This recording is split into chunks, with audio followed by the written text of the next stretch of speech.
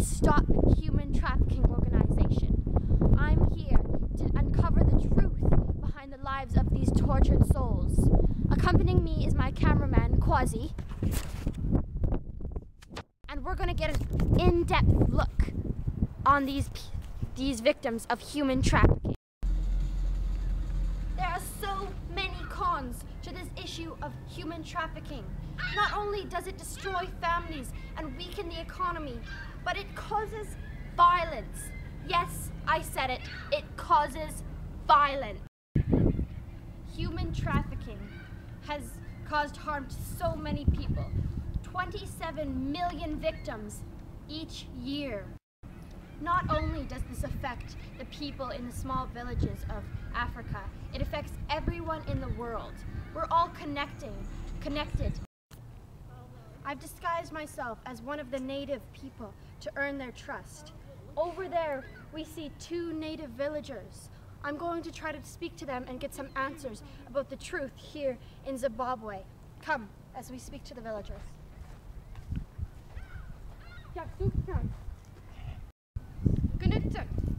I'm here with a local child of the village, Ajo. Hello? English? Oh, they speak English. Everyone, they speak English. How old are you, Ajo? 10. 10 years old. And how long have you been living in this village? 3 months. 3 months. Do you know this lady? Who is she? Aunt. You're Ajo's aunt? Yes. What is your name? Faraha. Fahaha? Faraha. Faraha. And how old are you? 17. And she's already an aunt. Quite young. How long have you been living here in the village? 3 months. 3 months, just as Ajo.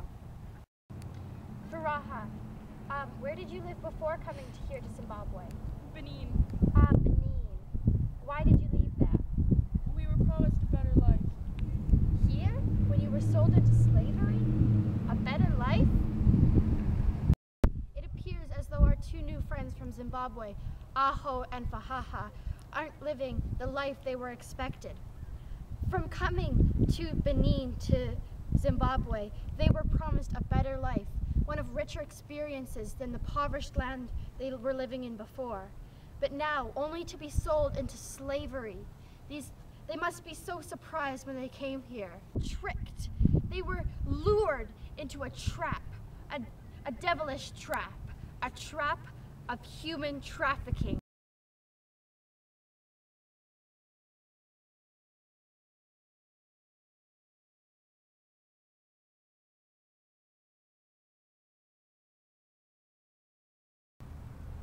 Hello, mates.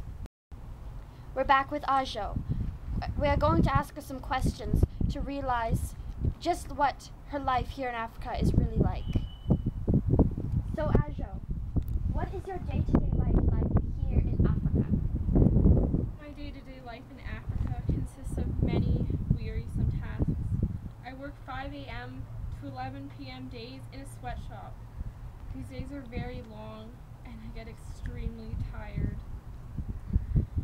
I haven't really had much time to play since I've been here, and I've been forced to grow up very fast.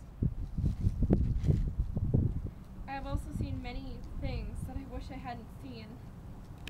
One last thing is that I often get beaten by my boss when I can't meet his expectations, such as being late, but I can't talk about it much right now. Wow. Ajo, how did you become a slave? Well, these people, they came and talked to my parents, and they told them that if I went with them, that I'd have a better life. And because my parents loved me, they decided to let me go with them. But then I came here, and it was so much worse. It was so horrible. So, Ajo, you have an aunt, right? Mm-hmm. Fahaha? Mm-hmm. How is your life different than Fahaha's life? Well, we have very different jobs. My aunt doesn't really have strict working hours. She kind of just works when she's called, but I have very strict working hours. That is the main difference. Right, right. Right. Do you get to see her a lot? Only once in a while. She's pretty busy with her job. So, you know our people in America are trying to help you guys. What do you think the biggest thing we could do for you to help you in Africa? Well, I think that the biggest thing that people could do is to create awareness of what's happening here regarding human trafficking. That's the first big step in the right direction.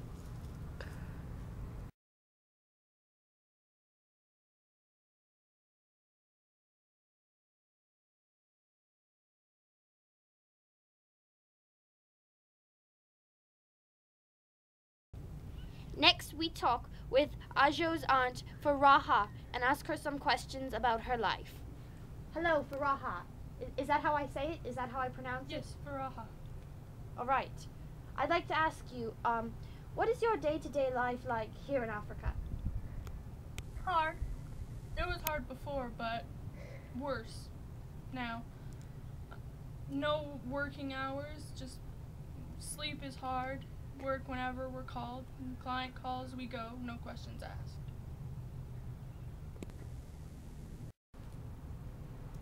Faraha, how did you become a slave? I was promised a better life, food, water, money to be able to send back to my family in Benin. They told me that my talents wouldn't be wasted doing something else. What else would you have done in Benin? Probably raise a family with my husband working. Right. With little to no money, I would expect. Yes, it would be hard, but... Did you have other family before coming here? My parents. I